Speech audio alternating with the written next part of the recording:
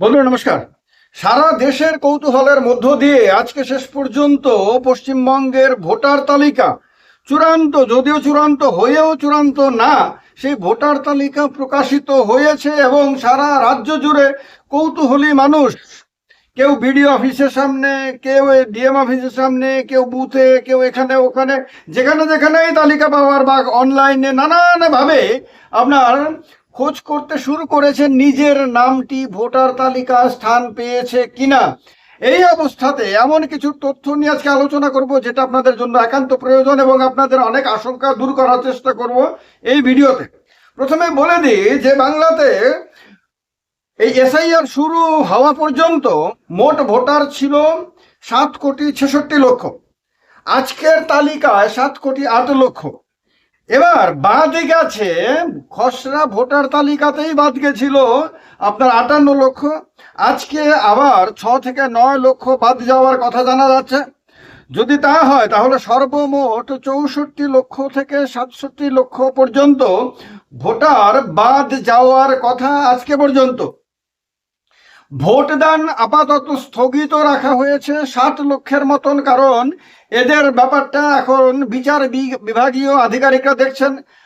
জেলা জজ, এডিশনাল জেলা জজ বা অন্যান্য যারা বিচার বিভাগীয় আধিকারিকরা রয়েছেন, যাদেরকে সুপ্রিম কোর্ট থেকে বিশেষ দায়িত্ব দেওয়া হয়েছে যে তাদের আপনার দাবি আপত্তিগুলো খতিয়ে দেখে চূড়ান্ত সিদ্ধান্ত নেওয়ার জন্য। তো এই 60 লক্ষের মধ্যে কতজন বাদ যান সেটা আমরা আগামী দিনে জানতে পারবো। সেটা এখন অনুমান করতে পারি আমরা, কিন্তু এটাকে নিয়ে কোনো ফাইনাল কথাবার্তা বলার মতন অবস্থানে নেই। তো এই 60 লক্ষের মতন আছে যাদের ভোট দান স্থগিত রাখা হয়েছে। মোটামুটি ভাবে কার্যকরী ভোটার হিসেবে যতজনের নাম জানা যাচ্ছে তার মধ্যে 6,42,00,000 তারা।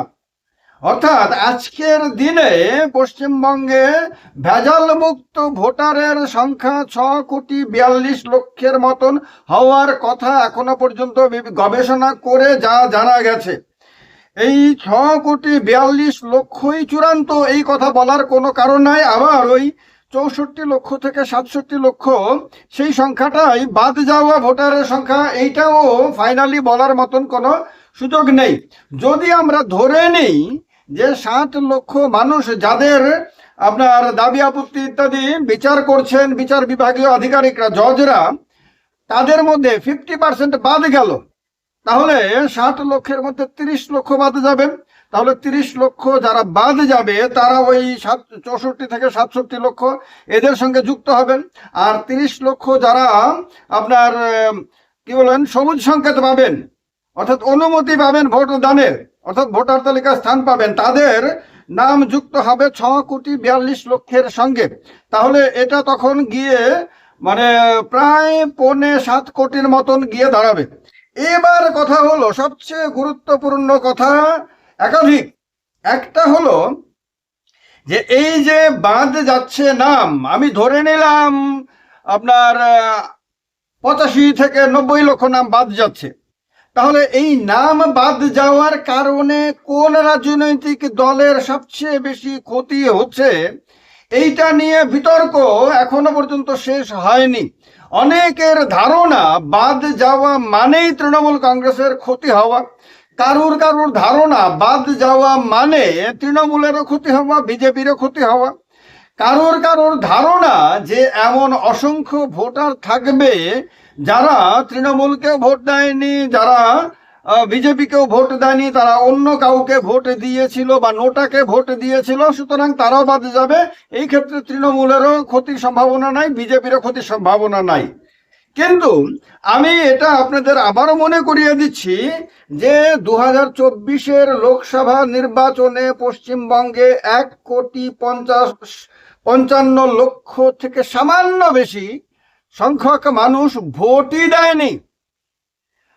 তার মানে এই যে বিশাল সংখ্যক মানুষ ভোট দেয়নি মাত্র 2024-এর লোকসভা নির্বাচনে, মানে মোটামুটি 2 বছর আগে। একেবারে ভাবুন, এই মানুষগুলোর মধ্যেই যদি দেখা যায় যে 70-80 লক্ষ বাদ গেছে, তাহলে তারা তো কাউকে ভোটই দেয়নি। তাহলে এই ক্ষেত্রে কোনো রাজনৈতিক দলের তেমন কোনো ক্ষতি হওয়ার সম্ভাবনা নেই। যদি দেখা যায়, এটা তো অ্যাকচুয়ালি কারা ভোট দেয়নি এটা চিহ্নিত করা একরকম অসম্ভব ব্যাপার। কারণ আমি ইলেকশনের দিন গিয়ে ভোট দিয়েছিলাম কিনা সেটা ওই আপনার পোলিং স্টেশনে রেকর্ডেড থাকবে, সেখানে আমার ভোটার আই কার্ডের নাম্বার লেখা আছে, আমার সিগনেচার দেওয়া আছে। সুতরাং সেগুলি তো আর দেখে দেখে কেউ যাচাই করতে যাবে না কোটি কোটি ভোটারের। সুতরাং অনুমান করা যেতে পারে, কিন্তু এই অনুমান করা কোনো মতেই আপনার সঠিক হবে না, একেবারে এক্সাক্ট হবে না। তো তার কারণে এই যে বিশাল সংখ্যক মানুষ যাদেরকে ভোট দেয়নি তারা কারা, এই প্রশ্নের উত্তর যেহেতু পাওয়া যাবে না, সেহেতু আপনার এদের মধ্য থেকে কতজনের নাম বাদ গেছে, কারণ এরা যারা যায়নি তাদের মধ্যে মৃত ভোটার ছিল যাদের নাম এবারে বাদ গেছে হয়তো, কারণ মৃত ভোটারদের তো তালিকা 58 লক্ষের মধ্যে ছিল। সুতরাং এই একটা হিসেব। অনেকে ছিল যারা দেশের বাইরে অথবা রাজ্যের বাইরে থাকার কারণে ভোট দেয়নি, অনেকে বাড়ি থেকেও অলসতার কারণে বা অন্য কোনো কারণে বা কোনো রাজনৈতিক দলকে পছন্দ হয় না বলে তারা ভোট দিতে যায়নি বা যায় না। অনেকে আছে নিরাশ হতাশ, অনেকে আছে হাসপাতালে দীর্ঘদিন ধরে শয্যাশায়ী, তারা কাউকে ভোট দেয়নি। এবার কথা হলো, এই যারা ভোট দিতে যায়নি তাদের মধ্যে কতজনের ভোটটা কোন রাজনৈতিক দল দিয়েছিল, কোথাও তৃণমূল কংগ্রেস দিয়েছিল, কোথাও বিজেপি, যেখানে সিপিএম শক্তিশালী সেখানে সিপিএম, যেখানে কংগ্রেস শক্তিশালী সেখানে কংগ্রেস। কারণ ভুতুরে ভোটারদের প্রতি যে ভালোবাসা সব রাজনৈতিক দলের আছে, এই কথা আমি বহুবার বলেছি, এবং এইটা নিয়ে কোনো সন্দেহ কারোর মনের মধ্যে, এই দেশের মানুষের মধ্যে আর কি অন্তত পক্ষ নেই। এটা একেবারে কাশ্মীর থেকে কন্যাকুমারী, এটা একেবারে গুজরাট থেকে মণিপুর পর্যন্ত কোনো রাজ্য এমন থাকার কথা না যেখানে রাজনৈতিক দলগুলো ভুতুরে ভোটারদেরকে পছন্দ করে না। তার কারণে সব রাজ্যেই আপনারা দেখবেন মানে মানুষ মারা যাওয়ার পরেও বছরের পর বছর ধরে ভোটার তালিকায় থেকে গেছে। এটা গুজরাটেও হয়েছে, নরেন্দ্র মোদীর যে রামরাজ্য, স্বপ্নের রামরাজ্য, সেই রামরাজ্যেও অসংখ্য ভুতুরে ভোটার আপনার ভোটার তালিকায় ধরা পড়েছে। এবার সেটা যোগী আদিত্যনাথের উত্তরপ্রদেশে ধরা পড়েছে, সেটা রাজস্থানে, যেখানে যেখানে এসআইআর হচ্ছে সেখানে সেখানেই দেখা যাচ্ছে অসংখ্য মানুষ মরে গিয়েও সগৌরবে ভোটার তালিকায় থেকে গিয়েছিল, তাদের নাম বাদ দিতে হচ্ছে। এবার কথা হলো, পশ্চিমবঙ্গেও এই রকম অনেক মানুষ বা লক্ষ লক্ষ মানুষ মরে যাওয়ার পরেও কেউ তৃণমূলের মানুষের মানে নেতাদের ভালোবাসার কারণে, কেউ বিজেপির নেতাদের ভালোবাসার কারণে, কেউ সিপিএম এর, কেউ কংগ্রেসের ভালোবাসার কারণে তারা ভোটার তালিকায় থেকে গেছিল। কারণ রাজনৈতিক দলগুলো যদি মনে করত যে এই মৃত ভোটারদের ভোটটা তারা নিজেদের পক্ষে নিতে পারবে ভোটের দিন, নির্বাচনের দিন, তাহলে তো তারা সেই লোকটাকে আপনার ভোটার তালিকা থেকে বাদ দিতে চাইবে না। সুতরাং তাদের উপকার নিয়েছে। এবার কথা হলো, আজকে যে 6,42,00,000 মতন যতটুকু জানা গেছে যারা একেবারে গ্রিন সিগন্যাল পেয়ে গেছে, তারা বৈধ ভোটার, তারা ভোট দিতে পারবেন, তাদের বাদ দিয়ে যারা বাদ যাচ্ছে, তারা কোন অংশের মানুষ বাদ যাচ্ছে? তারা জীবিত এবং তৃণমূলের ভোটার এরকম বাদ যাচ্ছে? তারা জীবিত এবং বিজেপির ভোটার তারা বাদ যাচ্ছে? না তারা মৃত এবং কোন রাজনৈতিক দলের ভোটার তারা বাদ যাচ্ছে? না তারা মৃত বা নিরুদ্দেশ বা অলস বা ভোটের ব্যাপারে অনাগ্রহী, কিন্তু কোন রাজনৈতিক দলের দিকেই তাদের ভোটটা পড়েনি, তারা বাদে যাচ্ছে? এই হিসেবটা করা কোন রাজনৈতিক দলের পক্ষে সম্ভব না, নির্বাচন কমিশনের পক্ষেও সম্ভব না, বিচার ব্যবস্থার পক্ষেও সম্ভব না। তার কারণে এই ব্যাপারে অনিশ্চয়তা শেষ পর্যন্ত থেকেই যাবে।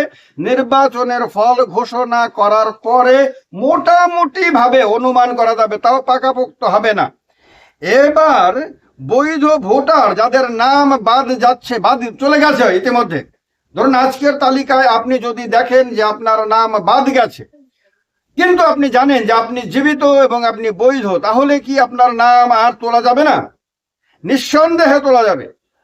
এই ভিডিওর মাধ্যমে আমি আপনাদের আবারও বলছি, ফর্ম নাম্বার 6, আপনি আপনার যদি কাগজপত্র ঠিক থেকে থাকে, আপনি যদি জীবিত ব্যক্তি হয়ে থাকেন এবং আপনি যদি ভারতের বৈধ ভোটার হয়ে থাকেন, বৈধ নাগরিক হয়ে থাকেন, তাহলে এই পৃথিবীতে কারোর ক্ষমতা নেই আপনার নাম ভোটার তালিকা থেকে বাদ দেওয়ার।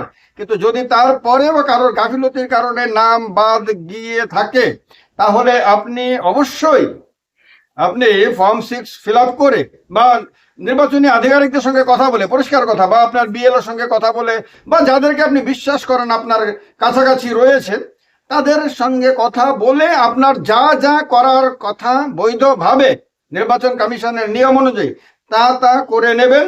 আপনার টেনশনের কিচ্ছু নাই। আজকে কোনো বৈধ ভোটারের নাম বাদ গিয়ে থাকলে তার কিন্তু আতঙ্কিত হওয়ার কোনো কারণ নেই। যদি কেউ অবৈধ হয়ে থাকেন, বৈধ ভোটার নন, বৈধ নাগরিক নন, সঠিক কাগজ হাতে নেই, তাহলে তার কথা ভিন্ন। অন্যথায় বৈধ ভোটার বাদ গেলেও আশা কিন্তু শেষ হয়ে যায়নি। আমার মনে হয় ভিডিওটা আপনাদের অনেক কাজে লাগবে এবং আপনাদের অনেক ভুল ধারণা ভাঙতে সাহায্য করবে। তার কারণে আপনাদের মতামত অবশ্যই জানাবেন। আপনি কি আমার এই কথাগুলোর সঙ্গে দ্বিমত পোষণ করেন? জানাবেন। একমত? সেটাও জানাবেন। জয় হিন্দ, বন্দে মাতরম।